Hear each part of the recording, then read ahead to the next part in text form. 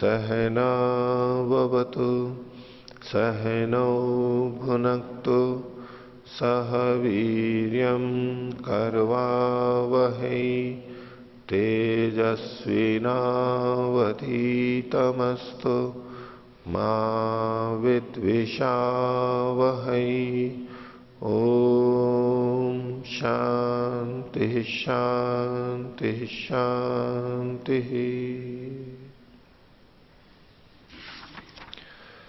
मीमांसा दर्शन की 29वीं कक्षा। मीमांसा दर्शन के प्रथम अध्याय के प्रथम पाद का 24वां सूत्र हम देख रहे हैं। इस सूत्र से एक नया अधिकरण प्रारंभ किया था, वाक्याधिकरण। वाक्य के बारे में कुछ चर्चा चल रही है। पद यानी शब्द, अर्थ, शब्दार्थ संबंध, इसके बारे में पहले चर्चा हुई। अब वाक्य के बारे में चर्चा क्यों करना चाह रहे हैं? क्योंकि हमें तो धर्म का ज्ञान करना है, धर्म की जिज्ञासा करनी है। मूल प्रयोजन जो था इसका विषय तो, और वो धर्म का ज्ञान किससे होता है? हमें वाक्यों से होता है। एक पद से कभी भी धर्म का ज्ञान नहीं होता। शास्त्रों के वचन है, मंत्र है, किसी एक पद को धर्म का बोधक हम अकेले को नहीं कहते। वाक्य रहेगा वहां पर, शास्त्रीय वाक्य रहेंगे। तो धर्म का बोध तो हमें वाक्य से होगा, चोदना वाक्य से होगा। तो वो नित्य है या नहीं है, और वो अर्थ को कह सकता है या नहीं कह सकता है, ये परिचर्चा आगे चलेगी। तो इस दृष्टि से इसका अधिकरण का दूसरा नाम दिया वेदस्य अर्थ प्रत्यायकत्वाधिकरणम। वेद यानी शास्त्रीय वचन का अर्थ प्रत्यायकत्व, वो अर्थ को जनाना, अर्थ को जनानापन उसमें है या नहीं है, वो अर्थ को बता सकता है नहीं बता सकता है, ये चर्चा चल रही है। इसमें पूर्व पक्ष अपने ढंग से बहुत से प्रश्न रखेंगे और वो तो किसी भी तरह इसको निरस्त करना चाहते हैं, और सिद्धांति उसको सिद्ध करेगा कि वाक्य से अर्थ का बोध होता है। यदि वाक्य से अर्थ का बोध ही नहीं होता है तो धर्म का ज्ञान उससे हो नहीं सकता, धर्म जिज्ञासा हो नहीं सकती, ये सारा शास्त्री व्यर्थ होगा। तो इसलिए वो प्रसंग चलाया। तो शब्द नित्य है, ये पीछे बात हुई। शब्द और अर्थ का संबंध, अर्थ भी नित्य है, शब्द का अर्थ का संबंध नित्य है। तो पूर्व पक्षी ने बात रखी कि ये नित्य होते हुए भी धर्म की जिज्ञासा में कोई सहयोग हमें नहीं मिलेगा, और ये सब नित्य हैं, ये जो सिद्धांति का कहना है। लेकिन अर्थ तो हम, धर्म का ज्ञान तो हम वाक्य से प्राप्त करते हैं, और उससे तो अर्थ का बोध नहीं होता है। तो ये सारी बात हमारी चल रही है। तो पिछले पाठ में से किन्हीं को पूछना है तो पूछ सकते हैं जी। आचार्य जी, शब्द आकाश का गुण है और वायु आकाश में रहती है, अवकाश में ही वायु रहती है, और बिना वायु के शब्द की गति नहीं होती एक स्थान से दूसरे स्थान में ले जाने के लिए। तो परंपरा से इसको शब्द को भी वायु का गुण मान लें तो क्या दोष आएगा? ये देखिए, पहले तो आप अपने वाक्यों पे ध्यान दीजिए। आपने क्या कहा? शब्द आकाश का गुण है। दूसरा आपका वाक्य था वायु आकाश में अर्थात अवकाश में रहती है। इन्होंने अवकाश बोला है। तो अब इन दोनों वाक्यों की दृष्टि से शब्द जिस आकाश का गुण है वो अवकाश नहीं है, शून्य नहीं है, वो सत्तात्मक चीज है, भावात्मक है, वो अवकाश नहीं है। अब एक प्रसंग में बात कर रहे हैं तो आकाश शब्द का अर्थ जो आप द्रव्यात्मक आकाश ले रहे हैं, तो अब अवकाश नहीं कह सकते आप उसको, भ्रांति हो जाएगी उससे। जब यूं कह सकते हैं वायु आकाश में रहती है, ठीक है, अंदर रहती है। और आगे इन्होंने कहा कि वायु से ही हम शब्द का बोध करते हैं, तो क्यों ना वायु का गुण शब्द को मान लिया जाए। ठीक है, तो दो तरह से उत्तर दे रहा हूं। पहली बात, शब्द गुण केवल आकाश महाभूत का है यह प्रतिज्ञा नहीं है, यह सिद्धांत नहीं है। उसके बाद के जो महाभूत हैं उनका भी शब्द गुण स्वीकार किया गया। ठीक है, योग दर्शन व्यास भाष्य में आता है। आकाश एक गुण वाला शब्द वाला, वायु दो गुण वाली शब्द और स्पर्श, अग्नि तीन गुण वाली शब्द स्पर्श और रूप, ऐसे ही 4 और 5 जल और पृथ्वी के अंदर। तो ये क्यों अर्थ आप लें कि वायु का गुण, शब्द को वायु का गुण माना ही नहीं गया है, माना गया है। दूसरा, आपने जो एक वाक्य बोला कि शब्द का बोध हमें वायु से ही होता है, आपका भाव इसी में था ना कि केवल वायु से होता है, केवल वायु से होता है। वायु माध्यम है, एक स्थान से दूसरे स्थान में पहुंचाना। हाँ, मतलब केवल वायु के माध्यम से ही होता है। केवल नहीं तो और किस माध्यम से होता है? मतलब वायु के माध्यम से, मतलब वायु होता है। और कौन सा माध्यम है बताना, आपके मन में कौन सा माध्यम है? आपका भाव तो मैंने ये समझा कि वायु के माध्यम से ही होता है। आप कहते हो नहीं जी वायु नहीं, और भी माध्यम है, तो थोड़ा बताइए और कौन सा माध्यम है? हैं? जल भी हो सकता है, ठीक है, और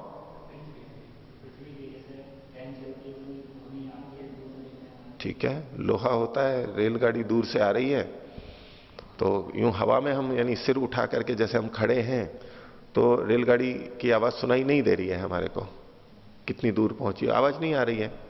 लेकिन उसको जानने के लिए कि रेलगाड़ी आ रही है नहीं आ रही है, पास में रेल की जो पटड़ी होती है उस पर कान को यूं यूं रख देते हैं तो उसकी ध्वनि दूर से भी सुनाई दे जाती है। कारण क्या है कि शब्द का संवहन ठोस पदार्थ से हो रहा है तो उस लोहे के उसमें से भी होता है, बल्कि ज्यादा तीव्र होता है, ज्यादा तीव्र होता है। एक हम यहां पर इसको यूं खरखर करें, ये आ रही है आवाज थोड़ी थोड़ी, नहीं, एक इस पर कान लगा करके फिर यूं यूं करिए, बहुत तेज आवाज आएगी, एकदम से तेज आवाज आएगी। यूं कर रहे हैं तो हवा के माध्यम से आ रही है, वो कम आ रही है, लेकिन इसी पे हम कान लगा करके यूं करेंगे तो तेज आवाज आती है। तो इनके माध्यम से भी होता है। तो आप वायु का ही गुण शब्द को कहने के लिए क्यों कह रहे हैं?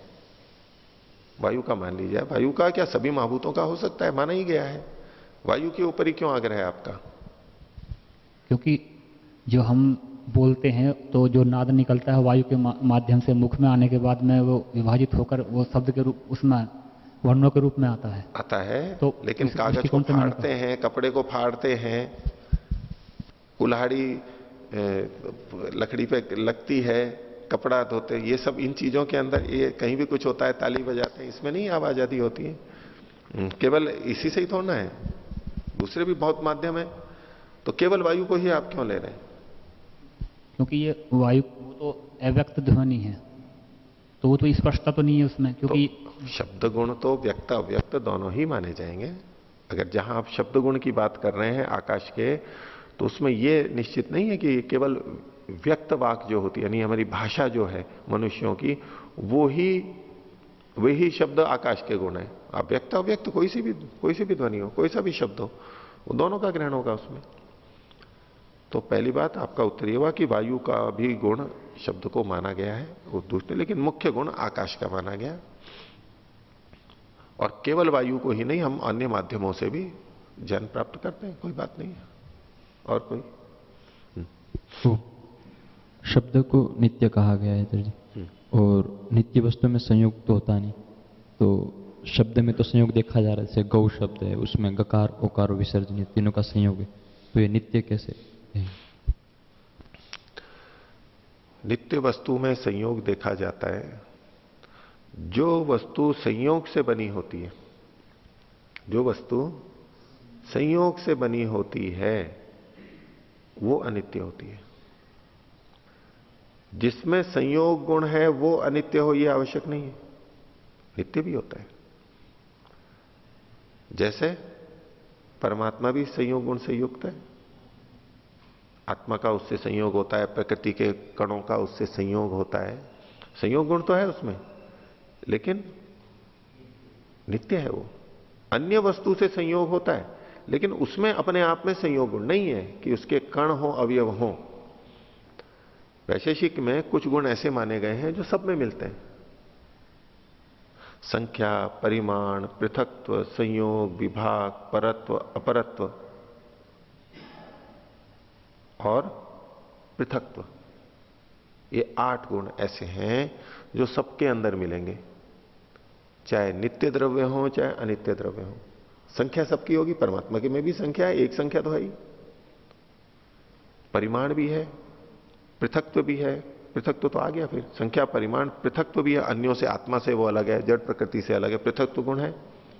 और संयोग और विभाग भी है, संयोग विभाग होता रहता है। ठीक है, परमात्मा में सब रहते हैं, उससे अलग नहीं हो सकते, एक अलग बात है। आत्मा को ले लीजिए, आत्मा का शरीर से संयोग भी होता है और विभाग भी होता है।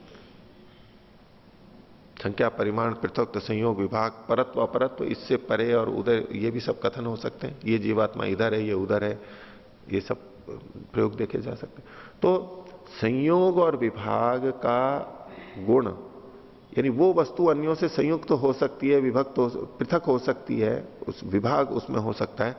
इस गुण से कोई वस्तु नित्य और अनित्य नहीं कही जाती।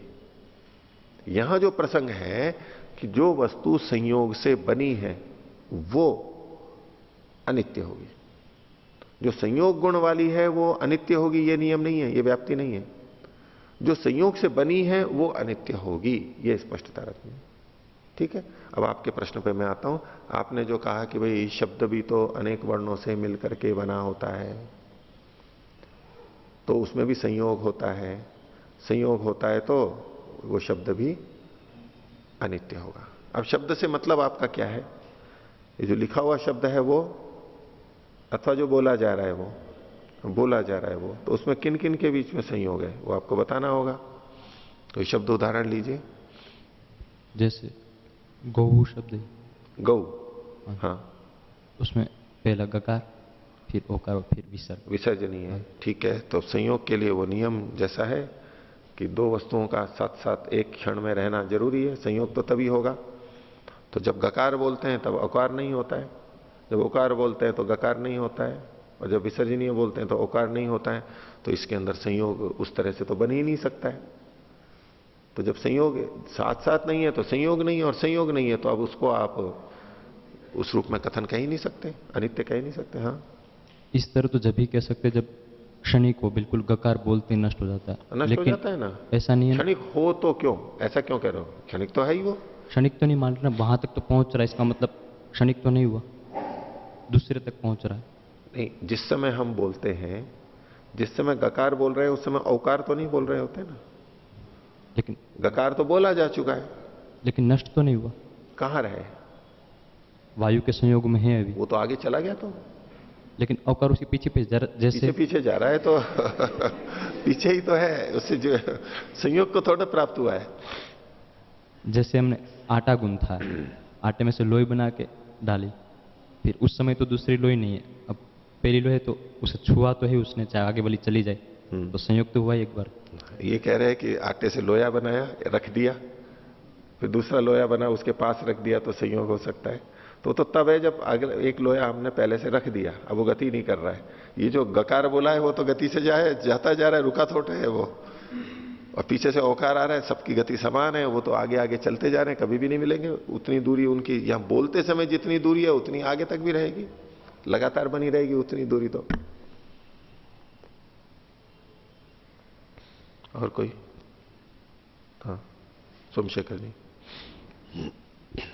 ओम आचार्य जी, अभी आपने वेदपाल जी के प्रश्न पर एक समाधान दिए थे कि जो वायु से ही शब्द, वायु शब्द गुण नहीं है, वायु का शब्द गुण नहीं है, ऐसे वेदपाल जी कहे। तो आपने बताया था कि नहीं, शब्द गुण वायु का भी है। तो उसमें मेरा ये पूछना था कि जो पांचों गुण, जैसे पृथ्वी है, पृथ्वी में पांचों गुण रहते हैं, तो पृथ्वी में पांचों गुण रहने के कारण पृथ्वी जो द्रव्य है उसमें बाकी 4 द्रव्य होने के कारण ही उसमें वो गुण है मानना पड़ेगा। वो गुण, वो द्रव्य ना हो तो गुण भी नहीं है, ऐसे मानना पड़ेगा। ठीक बात है। पृथ्वी जो परमाणु बना जी, उसमें शब्द तन्मात्रा, स्पर्श तन्मात्रा, रूप तन्मात्रा और गंध तन्मात्रा भी सम्मिलित हैं। ठीक है, तो इनके प्रश्न के पीछे बात यह है कि यदि दूसरों के होने के कारण से वो गुण है तो फिर वो पृथ्वी का क्यों माना जाए? इन्होंने जो बात रखी कि पृथ्वी में मान लो 5 गुण हैं, तो पृथ्वी में जो 5 गुण हैं, यानी पृथ्वी में जो शब्द गुण है वो पृथ्वी में आकाश के होने के कारण से है, तो वो तो आकाश का ही गुण हुआ, पृथ्वी का कहां हुआ? पृथ्वी का क्यों माना जाए वो? ठीक है, ये आपका भाव है, उसमें पीछे प्रश्न है तभी बनेगा। तो इसे ये समझना है कि वो महाभूत नहीं, तन्मात्राएं आ रही हैं। आकाश तन्मात्रा, शब्द तन्मात्रा, स्पर्श तन्मात्रा, रूप तन्मात्रा, गंध रस तन्मात्रा और गंध तन्मात्रा, ये सब मिल करके पृथ्वी का एक परमाणु बना है। पृथ्वी जो भूत बना है या महाभूत बना है वो इन तन्मात्राओं से बना है। तो पृथ्वी किसको कहेंगे? पृथ्वी किसको कहेंगे? 5 तन्मात्राओं का मेल विशेष अनुपात में जिसमें है वो पृथ्वी परमाणु हो गया। अब आप वहां ये नहीं कह सकते कि यहां जो रूप गुण आया या तो शब्द गुण आया वो पिछली तन्मात्राओं का है, ये पृथ्वी परमाणु का नहीं है। नहीं, पृथ्वी परमाणु का ही है वो पृथ्वी परमाणु का ही है। जैसे कि मावा, चीनी, अन्य सूखे मेवे या सुगंध मिलकर के हमने एक पेड़ा बना दिया। अब क्या कि पेड़े के क्या क्या गुण हैं? पेड़े के क्या क्या गुण हैं? तो बोले पेड़ा सफेद भी है, उसमें मीठापन भी है, इत्यादि जो गुण हम कहने हैं वो कह दिए। तो बोले नहीं, मीठा तो पेड़े का नहीं है, वो तो चीनी का है। पेड़े का अपना क्या है भाई? इसमें पृथ्वी परमाणु में जो गुण आए हैं वो पिछली 5 तन्मात्राओं के आए हैं, इसका अपना क्या है भाई? लेकिन जब हमने एक अवयवी माना है, पृथ्वी का परमाणु ये एक चीज बन गया है, अब ये पूरा एक माना जाएगा। उसमें 5 हैं तो वो 5 गुण इसी के माने जाएंगे। ये वैसा मिश्रण नहीं है कि भाई अलग अलग चीजें केवल यूं ही मिला दी गई हैं। ये नया तत्व उत्पन्न हुआ है, तत्वांतर है ये। और ये जो नया तत्व है पृथ्वी, इसके ये 5 गुण माने जाएंगे। 5 भी माने जाते हैं, 4 भी माने जाते हैं, शब्द को छोड़ के वो भी एक परिकल्पना है, और 5 भी माने जाते हैं। दोनों तरह से हमें मेरे को मिलता है। तो अब आप यूं नहीं कह सकते कि पृथ्वी परमाणु में आकाश है। इसको यूं कहिए, पृथ्वी परमाणु में शब्द तन्मात्रा है। आकाश में भी शब्द गुण कहां से आया? शब्द तन्मात्रा से वो बना है, इसलिए आया है। और शब्द तन्मात्रा यहां पर भी है तो यहां पर भी आ गया। तो इससे खंडन नहीं हो जाता है। आपका भाव उसमें है कि जब आकाश इसमें विद्यमान है, आकाशभूत पृथ्वी के कण में, पृथ्वी महाभूत में, तो शब्द गुण आकाश का ही माना जाए। जहां जहां पर आकाश है वहां वहां उसका ही गुण है, बाकी का तो गुण नहीं माना जाना चाहिए, बाकी का नहीं माना जाना चाहिए। नहीं, ये जो चीज बनी है पृथ्वी का अणु, पृथ्वी परमाणु, पृथ्वी तत्व, महाभूत, इसकी संज्ञा में वो सब मिलकर के ही ये बना हुआ है, तो ये पृथ्वी का ही माना जाएगा। इसके अलग पृथ्वी परमाणु नहीं है। आप गंध तन्मात्रा कह सकते हैं, इसके अलग है। ये जो शब्द गुण आया है पृथ्वी के अंदर, ये शब्द तन्मात्रा से आया, ये कह सकते हैं, गंध तन्मात्रा से नहीं आया, इतने तक तो ठीक है। लेकिन अब जो ये पृथ्वी परमाणु बना हुआ है, ये शब्द गुण इसी का ही माना जाएगा। उस दृष्टि से 5 गुण उसी के हैं। ये कह के हम खंडन नहीं कर सकते कि पृथ्वी में तो शब्द गुण है ही नहीं, क्योंकि वो तो आकाश का है। ऐसे खंडन नहीं होता है। हाँ, पीछे शक्तिनंदन जी। ओम। अच्छा जी, रमन जी की बात लेके इससे भी पहले चर्चा चली थी, जो संयोग शब्द है, गौ हमने उच्चारण किया, आपने कहा कि जब गा उच्चारण करते समय तो औकार का नहीं है। संयोग का आपने ऐसी परिभाषा ले ली कि एक समय में सब एक साथ उपस्थित हों, उसको संयोग कहते हैं। तो अगर यदि संयोग, इसी को हम संयोग कहें, तो संयोग शब्द का जो शास्त्रकारों ने कहा है और संयोग शब्द का अर्थ कैसे घटित हो जाएगा? घटित होगा ना, कैसे? जैसे कि 2 परमाणु हैं, 2 हाथ हैं, ये संयोग हो गया, घटित खूब। हाँ। घटित हो रहा है। यहां ये भी विद्यमान है, ये भी विद्यमान है, बहुत जगह घट जाएगा। हाँ, अभी इस विषय में ये वस्तुओं के परिप्रेक्ष्य में अगर वैसे कि वैसे ये दृष्टांत और दार्ष्टान्त में समानता नहीं प्रतीत हो रही है, क्योंकि हम जब वस्तु लेते हैं यहां ये लेना चाहिए एक स्थान पे 2, क्योंकि हम वहां एक काल में सभी अक्षरों की उपस्थिति देख रहे हैं। वैसे ही जब दृष्टांत में एक स्थान में बहुत सारे वस्तु हो तब संयोग इस प्रकार लेना चाहिए। ऐसा ही लिया गया है। शब्द में अब जब हाथ ले रहे हैं, हाथ दृष्टांत ले रहे हैं, तो एक स्थान में तो नहीं है, क्योंकि हाथ यद्यपि मिले हुए हैं, परंतु ये एक हथेली एक जगह पे, एक हथेली एक जगह पे है। तो यहां जिस जगह संयोग हो रहा है ना, इसके अंदर वाले भाग में, ठीक है, वो इतने निकट है पास में, फिर भी एक स्थान नहीं मान सकते। नहीं, ये कुतर्क होगा। अगर आप इस तरह से देखोगे तो संयोग कहीं नहीं घटेगा। जो आप कह रहे हो कि वो संयोग नहीं घटेगा, जी, लेकिन मूल बात को पकड़ो कि ये भी विद्यमान है और ये भी विद्यमान है। ये दोनों एक जगह विद्यमान है, दोनों एक जगह विद्यमान है। एक जगह का मतलब इसके परमाणु अलग हैं, यहां अलग हैं, लेकिन ये भी अभी इसी काल में है, ये भी इसी काल में है, दोनों का एक ही काल है और साथ में। और ये गति नहीं कर रहे हैं, ये एक जगह है, वो तो गति कर रहे हैं, वो अलग अलग प्रक्रिया हो गई। अच्छा जी, इसमें शास्त्रकारों ने भी जैसे अलंतरा संयोग कहा है, तो वहां पाणिनि जी ने यही सोच के रखा, भाई एक साथ तो नहीं हो सकते, संयोग मतलब ही व्यवधान रहित दो वर्णों का मिलना। ठीक है, वो उनकी तांत्रिक परिभाषा है, लेकिन इसके बाद भी वो शब्द को नित्य मानते हैं। और वो जो सारी प्रक्रिया है हम मुख्य रूप से लिपि के रूप में देखते हैं, बोलने में भी होता है, लिपि के रूप में देखते हैं, वो गौण रूप से संयोग है। यहां संयोग की जो बात चल रही थी, पूर्व पक्षी ने क्या भाव लिया था कि वायु ही शब्दत्व को प्राप्त होता है, वायु ही शब्द बन जाता है। तो यानी वायु के कण मिलकर के शब्द बन जाते हैं, ये उसका अभिप्राय था। उस परिप्रेक्ष्य में इन्होंने कहा कि उस तरह का तो कोई संयोग शब्द में देखा नहीं जाता है, शब्द अवयव से रहित है। और शब्द की जो नित्यता है, उसके जो हेतु हैं वो इन्होंने पहले बता दिए हैं सारे के सारे। और शब्द में ऐसा संयोग हम अक्षरों में तो ठीक है देख लेते हैं, लिपि जब हम लिखते हैं वहां उस तरह से हम संयोग देखते हैं। बोलते समय भी हम दूर दूर भी बोल सकते हैं, पास पास में भी बोल सकते हैं। अगर हम उसी दृष्टि से देखेंगे कि ये एक एक वर्ण हमने मिलाए हैं और जुड़े हैं, तो उस दृष्टि से तो शब्द अनित्य होगा ही। यहां ये शब्द में पूरे एक एक वर्ण की दृष्टि से ना देख के, पूरा जो एक है, ठीक है बोला जा रहा है, लेकिन एक पूरा जो अंदर जाकर के हमारा संस्कार पढ़ करके जो एक पूरा इकट्ठा मिलता है। पीछे चर्चा आई चुकी है कि यदि एक एक वर्ण अलग अलग होंगे और एक साथ नहीं होंगे तो फिर अर्थ का बोध ही नहीं होगा। तो वो जो संस्कार जन्य है, अंदर जो एक शब्द बनेगा वो तो एक ही है उस रूप के अंदर। और नित्यता के लिए ये बहुत सारे हेतु अपने ढंग से दे चुके हैं उसमें। यहां जो बात कही गई है, ये वायु से निर्मित शब्द, ऐसा जो पूर्व पक्षी ने पृष्ठभूमि में कहा, उसकी दृष्टि से इन्होंने कहा अगर ऐसा होगा,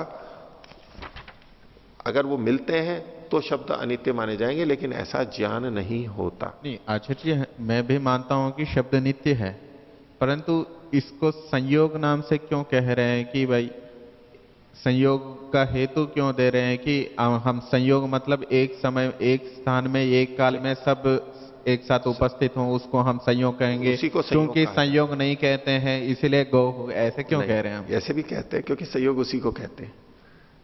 संयोग को आप जहां भी देखेंगे उसको, और जहां उसके भिन्न कहा जा रहा है, जैसे हलोनंतरा संयोग आप कह रहे हो, ठीक है, व्यवधान रहित हलों की, वो एक संयोग विशेष पारिभाषिक है। क्या आप पाणिनि की दृष्टि से देखेंगे कि एक व्यंजन और एक स्वर, ये भी जो साथ साथ में है, उसकी संयोग संज्ञा करेंगे? उस दृष्टि से तो यहां भी संयोग हो रहा है।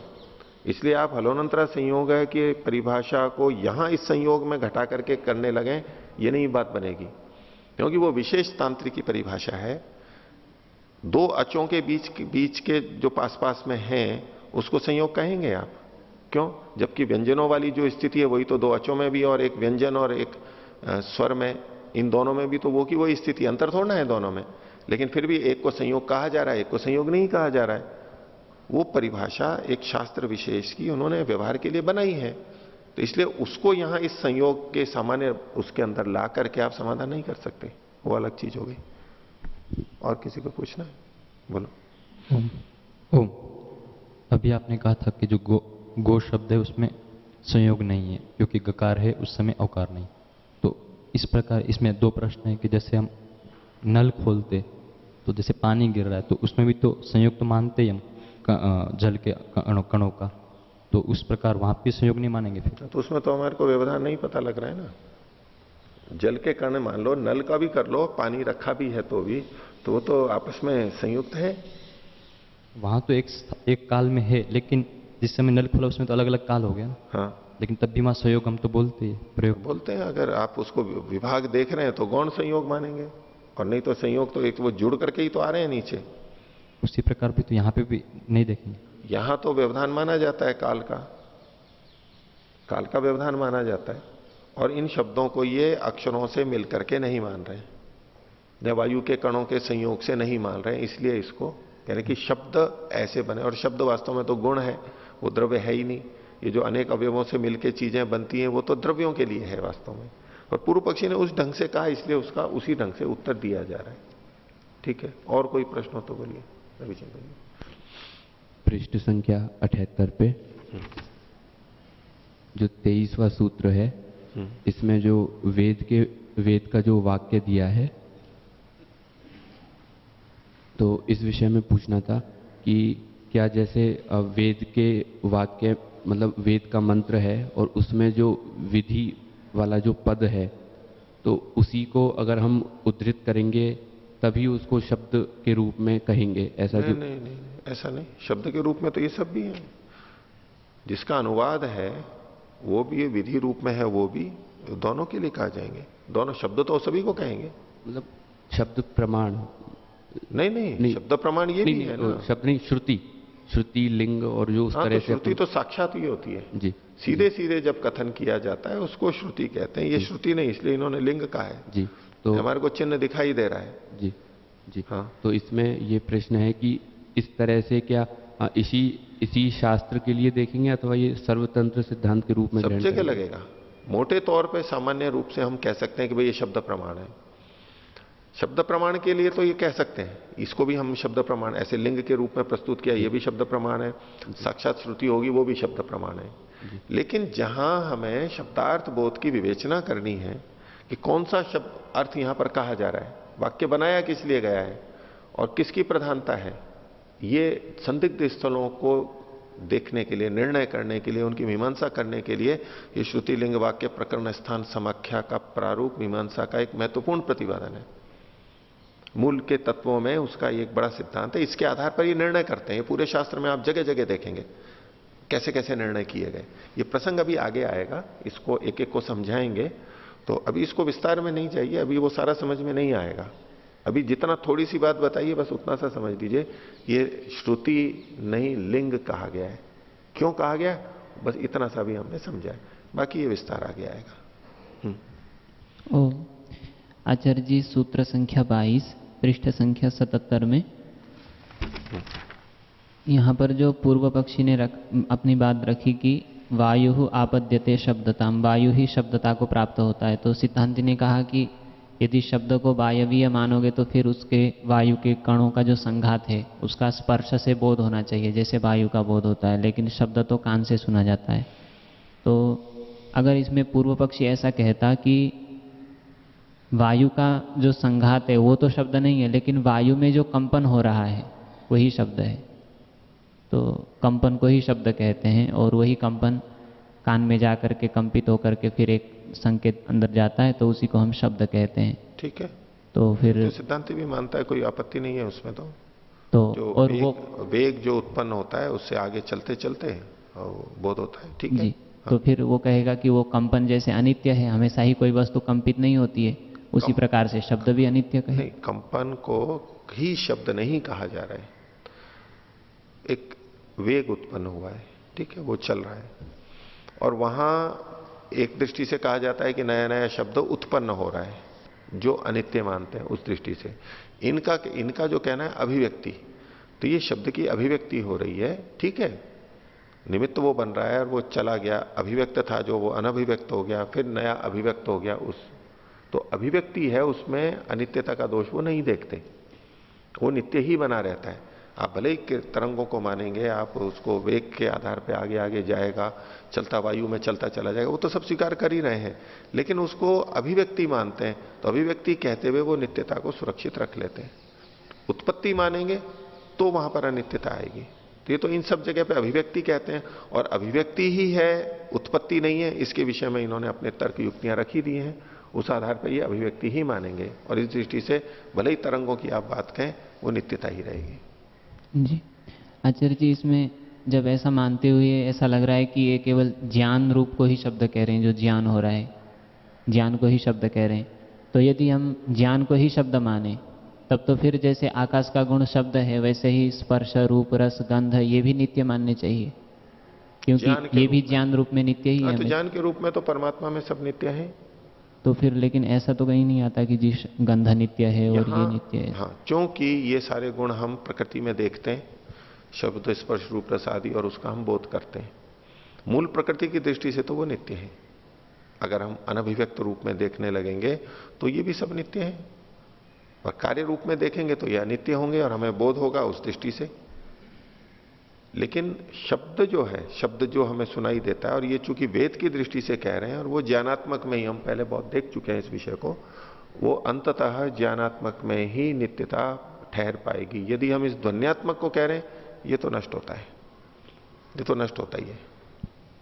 जी आचार्य जी, दूसरा प्रश्न आचार्य जी, जो कल बुद्धि और कर्म के विषय में चर्चा चल रही थी, तो इन्होंने कहा कि यदि बुद्धि और कर्म ये दोनों यदि प्रत्यक्ष होते तब तो नित्य हो सकते थे, क्योंकि ये प्रत्यक्ष नहीं है इसलिए इनमें प्रत्यभिज्ञा होते हुए भी कि ये वही कर्म है, ये तो वैसी ही बुद्धि है, मतलब प्रत्यभिज्ञा होते हुए भी ये प्रत्यक्ष न होने के कारण से अनित्य हैं। अगर प्रत्यक्ष होते तो नित्य होते। तो इसमें ये नहीं समझ में आ रहा है कि प्रत्यक्ष होना और अप्रत्यक्ष होने से कोई वस्तु नित्य और अनित्य कैसे हो जाती है। प्रत्यक्ष का यहां पर मतलब है सैवायम, ये वही है, ये प्रत्यक्ष, यानी हमारी एक इंद्रिय से पता लगा ये वही है, ये वही है। अंत में तो वो ज्ञान के रूप में ही जाएगा, लेकिन ये वही है, ये वही है, ये हमें बोध होता है। लेकिन ज्ञान के बारे में और क्रिया के बारे में हमें यह बोध नहीं होता कि ये वही है, ये वही है। शब्द के बारे में हम कहते हैं ये वही शब्द बोला है, ये वही शब्द बोला है। एक ने मंत्र उच्चरित किया, अध्यापक ने, शिष्य ने बोला, बोले हाँ ये वही मंत्र है, तो इसमें वही वाला व्यवहार प्रधान देखा जाता है, उसके आधार पर ये कह रहे हैं। बाकी हम गौण रूप से ये उसके समान क्रियाओं को हम समान देखते हैं, हमें पता है कि क्रियाएं नष्ट होती हैं, ये दूसरी क्रिया आई है, ज्ञान भी एक नष्ट हुआ है, दूसरा उत्पन्न हुआ है, इतना ही इसका तात्पर्य ले सकते हैं। आगे देखिए,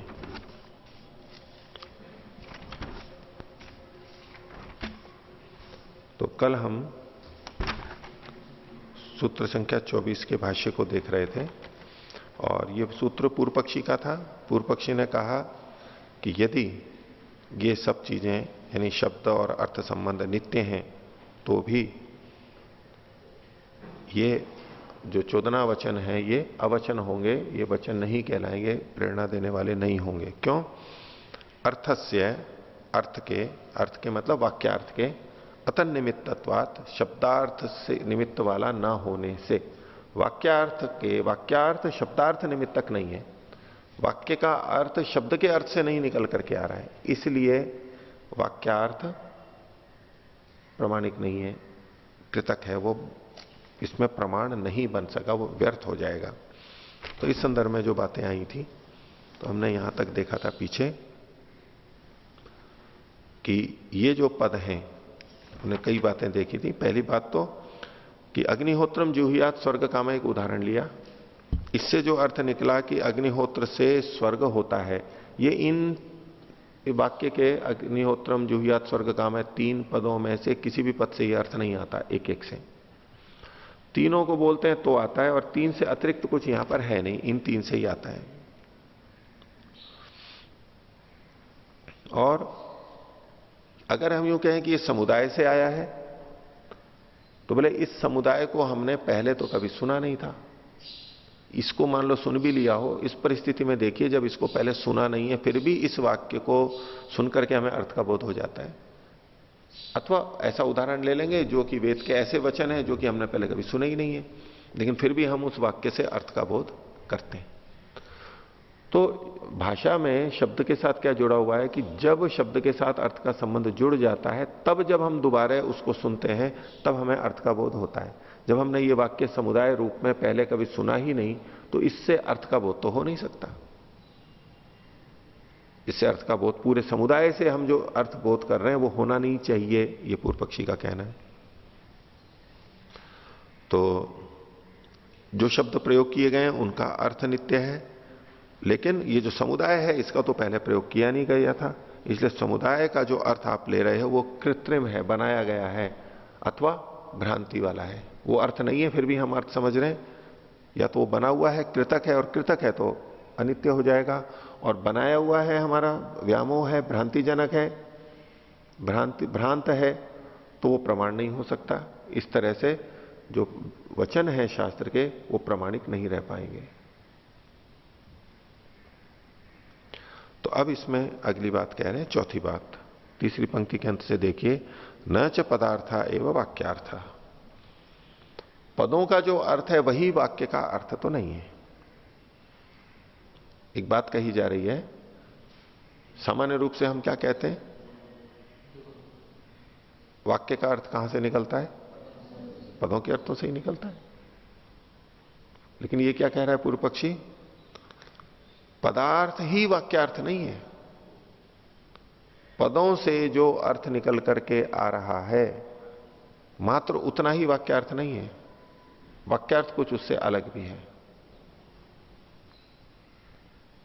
वाक्यार्थ पदार्थ से भिन्न है, अलग है। क्यों है अलग? उसके लिए अपना तर्क रख रहा है, सामान्य ही पदम प्रवर्तते विशेषे वाक्यम। पद किस अर्थ को बताता है? सामान्य अर्थ को बताता है, विशेष अर्थ को नहीं बताता है। कोई पद सामान्य अर्थ को बताता है, लेकिन वाक्य विशेष अर्थ को बताता है। कैसे? तो अगर हम अश्व शब्द बोलें, घोड़ा या गाय, तो ये किस गाय को बोलेगा? सबको बोलेगा, सामान्य बोलेगा। अब हमने बोल दिया सफेद गाय। अच्छा, गाय का, अब पहले सफेद का ले लीजिए। सफेद शब्द किसको बोलेगा? किसी भी सफेद को, जो भी श्वेतत्व जहां जहां भी है सबको बोलेगा, चाहे कपड़े का हो, चाहे पुताई का हो, या चूने का हो, किसी का भी हो, शंख का हो, गाय का हो, घोड़े का हो, कुछ भी हो, सफेद तो सबके लिए है। और घोड़ा शब्द भी सब घोड़ों के लिए है। अब जब सफेद घोड़ा ये बोला गया, अब इस सफेद, ये सफेद किसको कह रहा है? सफेद का जो सामान्य अर्थ था वो अर्थ अब यहां पर नहीं आ रहा है। पूरा का पूरा जो सामान्य मतलब तो सारे समुदाय को लेकर के वो यहां नहीं आ रहा है।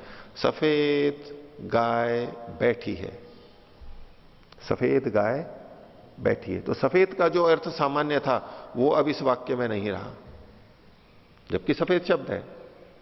सफेद का अर्थ जो सामान्य है वो इस वाक्य में नहीं लिया जा रहा है। गाय का जो सामान्य अर्थ है वो यहां पर नहीं लिया जा रहा है। अब गाय कौन सी ली जा रही है? सफेद गाय, काली लाल गाय इस गाय शब्द से नहीं ली जा रही है, जबकि गाय शब्द से सारे रंगों वाली गाय अभिप्रेत थी, सामान्य था वो। लेकिन वाक्य में हम गाय का अर्थ कौन सा ले रहे हैं? सामान्य वाला तो नहीं ले रहे हैं, हम विशेष अर्थ ले रहे हैं, सफेद ही गाय केवल। तो जो विशेषण आ गया सफेद गाय, अब गाय का सामान्य अर्थ नहीं रहा, वाक्य के बोलते समय विशेष अर्थ आ गया। और बैठी है, अब सफेद गाय उसके साथ, अच्छा बैठना, बैठना क्रिया है, बैठना क्रिया भी सामान्य है, मनुष्य भी बैठ सकता है, कुत्ता भी, बिल्ली भी और गाय भी। बैठना तो सभी जगह है, सामान्य अर्थ वाला था बैठना। लेकिन जब सफेद गाय बैठी है, अब यहां जो बैठना है, ये जो बैठना है का जो सामान्य अर्थ था वो यहां पर नहीं है। अब वो बैठना कौन सा है? गाय का बैठना। कैसी गाय का? सफेद गाय का बैठना। ये ही अर्थ लिया जाएगा। तो पूर्व पक्षी ये कह रहा है, इसने क्या कहा? न च पदार्था एवं वाक्यार्थ। पदों का जो अर्थ है वही वाक्यार्थ नहीं है, ये उस वाक्यार्थ कुछ उससे भिन्न हो जाता है। क्यों? क्योंकि पद तो सामान्य अर्थ को कहता है और वाक्य विशेष अर्थ को कहता है, तो समान तो नहीं हुए। यदि पद का अर्थ ही वाक्यार्थ होता तो जो पदों का अर्थ है वही वाक्यों का भी अर्थ होता। यदि पदों का अर्थ ही वाक्यार्थ होता तो पदार्थ के अतिरिक्त वाक्यार्थ नहीं होना चाहिए था, वैसा का वैसा ही अर्थ आना चाहिए था जो पदों का है, उसके अतिरिक्त कुछ नहीं आना चाहिए था। इसलिए वाक्यार्थ जो है वो पदार्थ नहीं है। आगे देखिए, अब जो इन्होंने पहले कहा सामान्य ही पदम प्रवर्तते विशेषे वाक्यम, और कहा अन्यच्च सामान्यम अन्यो विशेष। सामान्य अर्थ अलग है, विशेष अर्थ अलग है, इसलिए अलग अलग हुए, ये तो एक का हुए। आगे न च पदार्थाद वाक्यार्थावगति ही असंबंधात, और पदार्थ से वाक्यार्थ भी नहीं बन सकता क्योंकि इनमें संबंध ही नहीं है।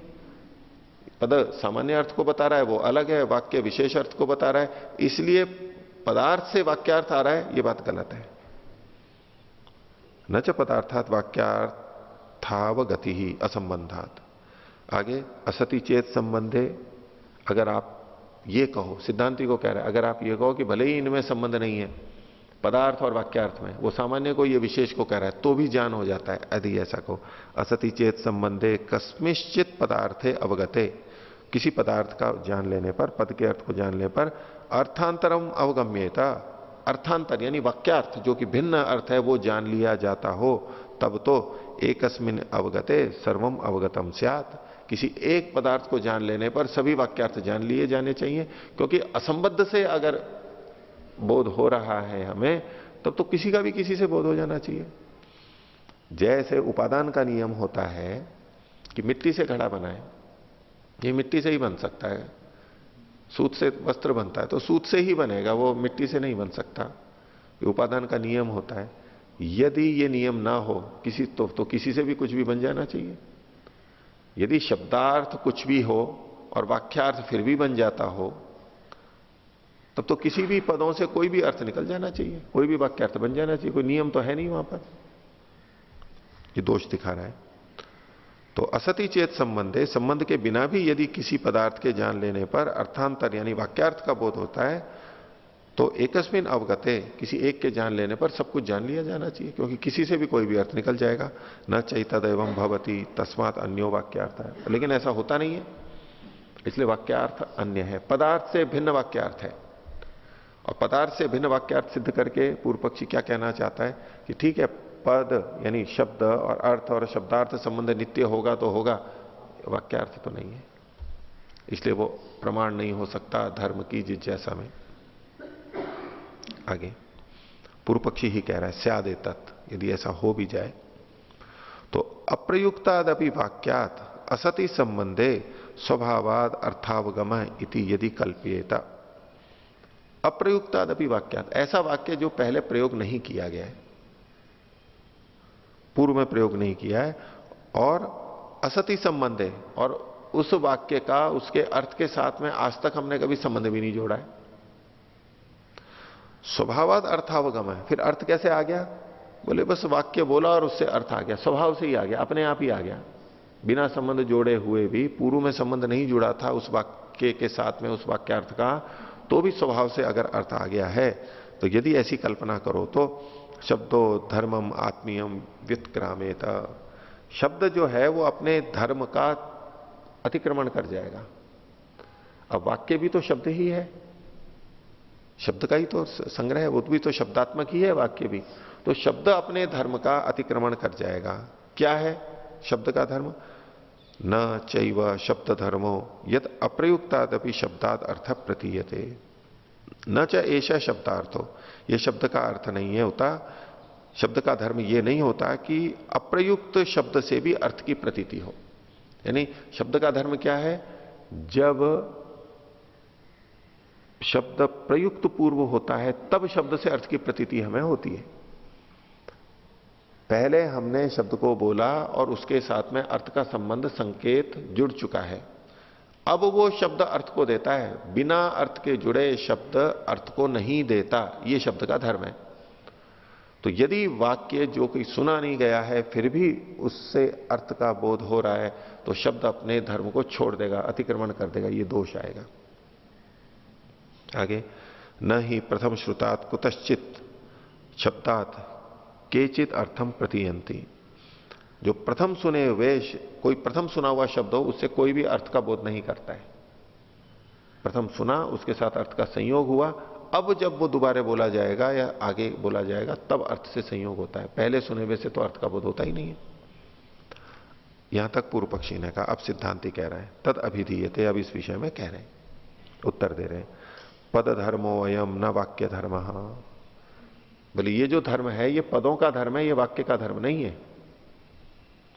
पूर्व पक्षी ने कहा था कि ये तो शब्द धर्म को छोड़ देगा, तो बोले ठीक है, ये जो शब्द का धर्म आप कह रहे हो, पद भी शब्द है, वाक्य भी शब्द है, लेकिन ये जो शब्द का धर्म बताया ये पदों का है, ये पदों का धर्म है, ये वाक्य का धर्म नहीं है कि वो पहले सुना जाए तभी अर्थ का बोध कराएगा।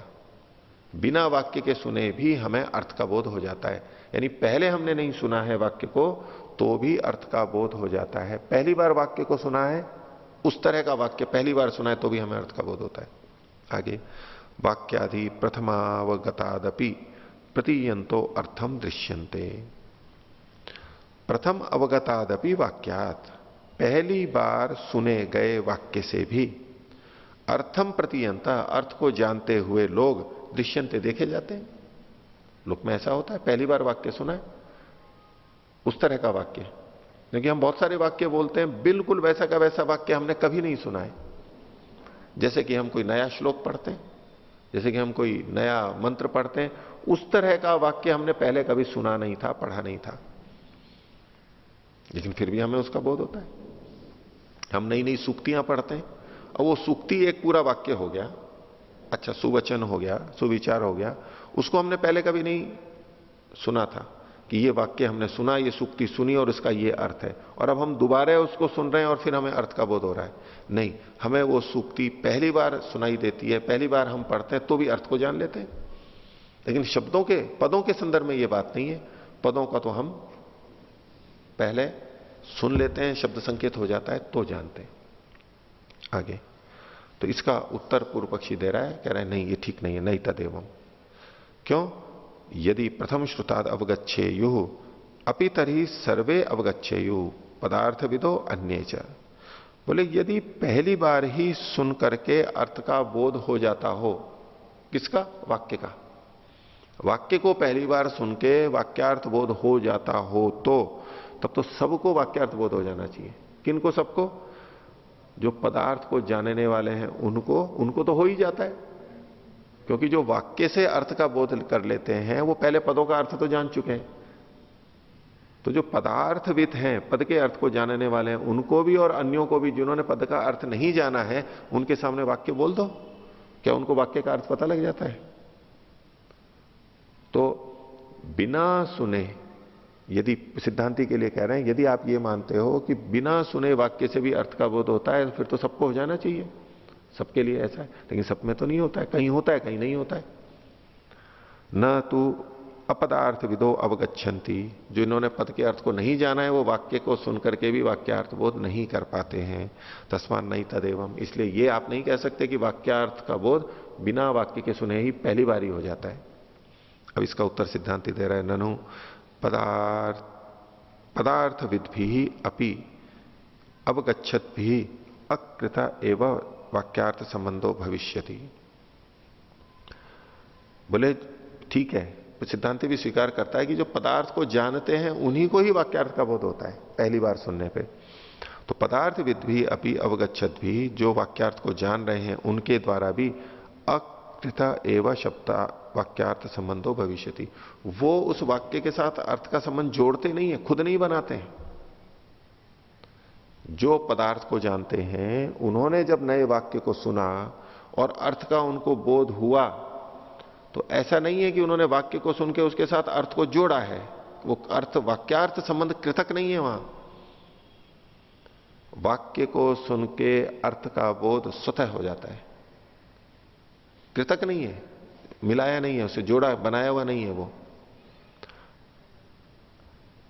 पदार्थ वेदने नहीं, पदार्थ है ये, एक और हटा लीजिए, पदार्थ वेदने नहीं संस्कृता अवगमिष्यन्ति, व की जगह म कर लीजिए, अवगमिष्यन्ति।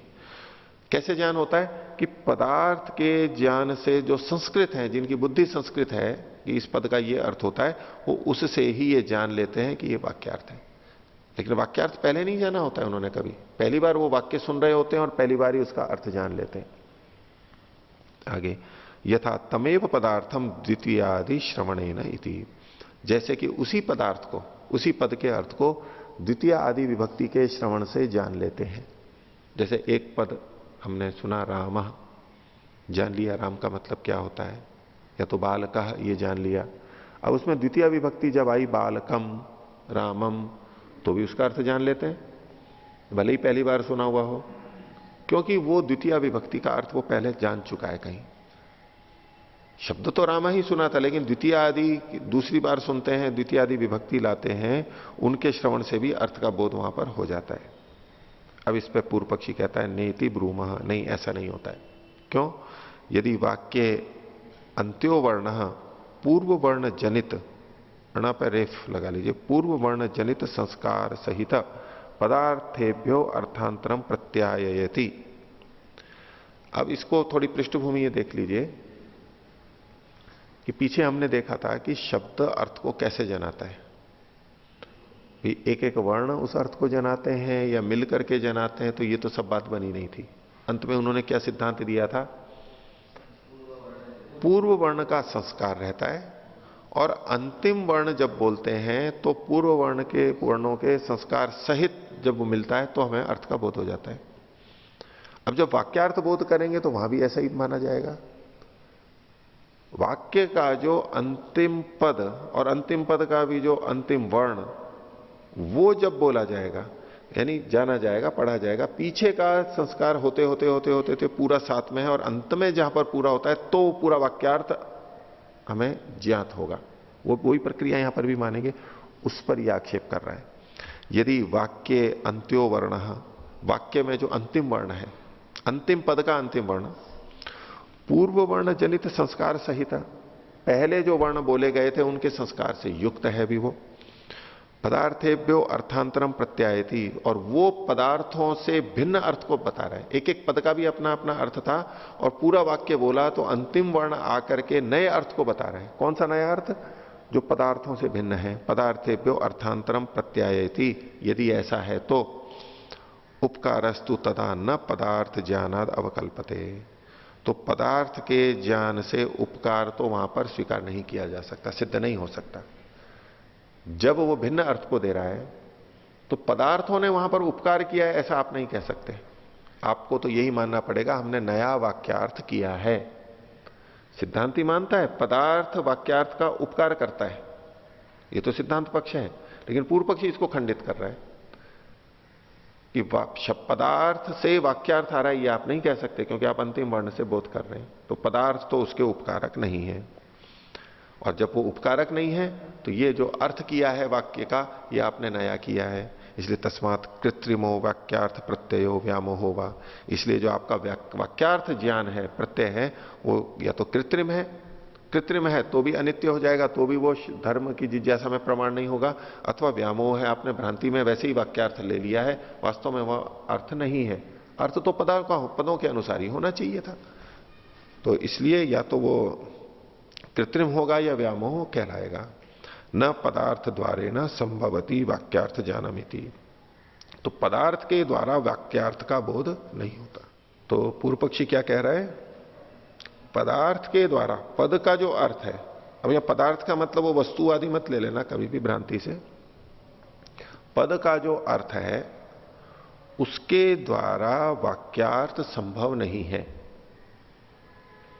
सिद्धांति क्या मानता है? पदार्थों से ही वाक्यार्थ आया है, और पदार्थ संबंध को वो नित्य सिद्ध कर चुका है, तो उसके आधार पर जो वाक्यार्थ आ रहा है वो भी नित्य रहेगा और वो भी प्रमाणिक होगा। सिद्धांति तो इस दृष्टि से जा रहा है। पूर्व पक्षी इसको खंडित करना चाह रहा है, चूंकि पदार्थ से भिन्न वाक्यार्थ आप ले रहे हो,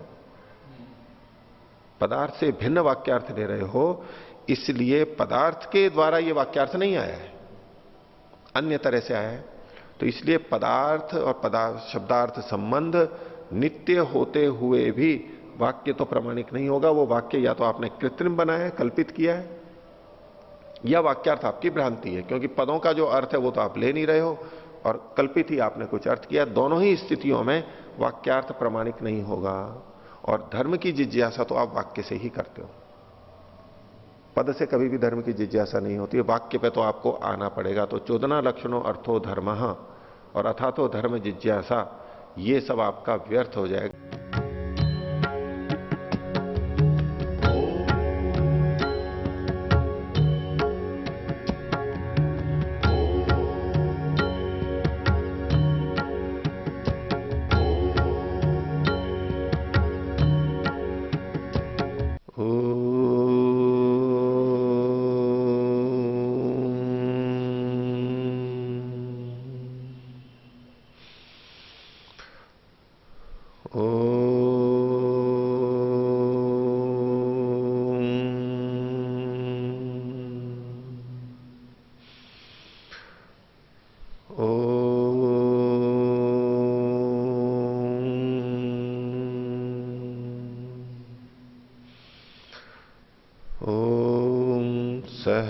सहनावतु सहनौ भुनक्तु सह वीर्यं करवावहै तेजस्विनावधीतमस्तु